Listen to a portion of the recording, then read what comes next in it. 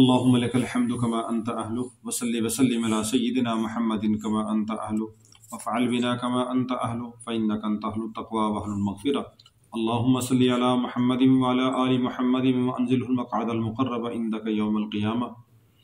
ربنا اغفر لنا وتب علينا إنك أنت التواب الرحيم. اللهم اغفر لنا ولوالدينا ولأساتذتنا ولجميع المؤمنين والمؤمنات والمسلمين والمسلمات الأحياء منهم والأموات. اللهم إنا نسألك العفو والعافية والمعافاة في الدنيا والآخرة. ربنا آتنا في الدنيا حسنة وفي الآخرة حسنة وقنا عذاب النار. وأدخلنا الجنة مع الأبرار. يا عزيز يا غفار. ربنا ظلمنا أنفسنا وإن لم تغفر لنا وترحمنا لنكونن من الخاسرين. یا اللہ ہم سب کی تمام صغیرہ کبیرہ گناہوں کو معاف فرما. یا اللہ ہمارے والدین اعزاء اقارب کے گناہوں کو معاف فرما. یا ارحم الراحمین ہم سب کو دین پر چلنے کی توفیق عطا فرما. قرآن و سنت کے مطابق زندگی گزارنے کی توفیق عطا فرما. نیک اعمال کرنے کی، گناہوں سے بچنے کی توفیق عطا فرما.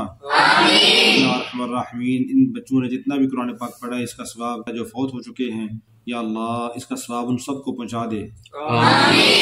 جتنے بھی بچوں نے قرآن پاک پڑھا ہے، سورہ یاسین پڑھی ہے، یا اللہ اس کی برکت سے ان کے درجات کو بلند فرما. اللہ ان کی آخرت کی منازل کو آسان فرما. اللہ ان کو قبر کے عذاب سے، جہنم کے عذاب سے نجات نصیب فرما. الراحمین ان کی آخرت کی گھاٹیاں آسان فرما.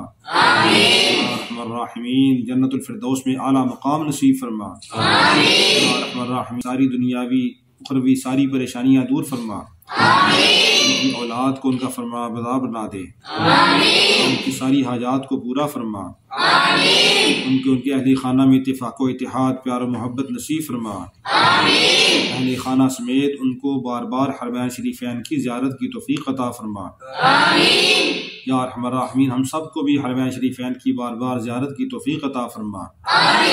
ہم سب کو قرآن کا حافظ بننے کی، عالم بننے کی، دین پر چلنے کی توفیق نصیب فرما.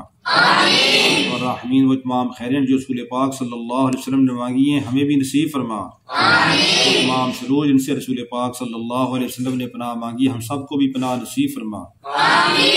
رحمین جتنے مسلمان پریشان ہیں ان کی پریشانیاں دور فرما. اور جو بیمار ہیں ان کو شفائی کاملہ عاجلہ مستمرہ دائمہ عطا فرما. دعاؤں کو محض اپنے فضل و کرم سے قبول فرما. صلی اللہ تعالی علی رسولہ خیر خلقہ محمد وعلی آلہ وصحبہ اجمعین.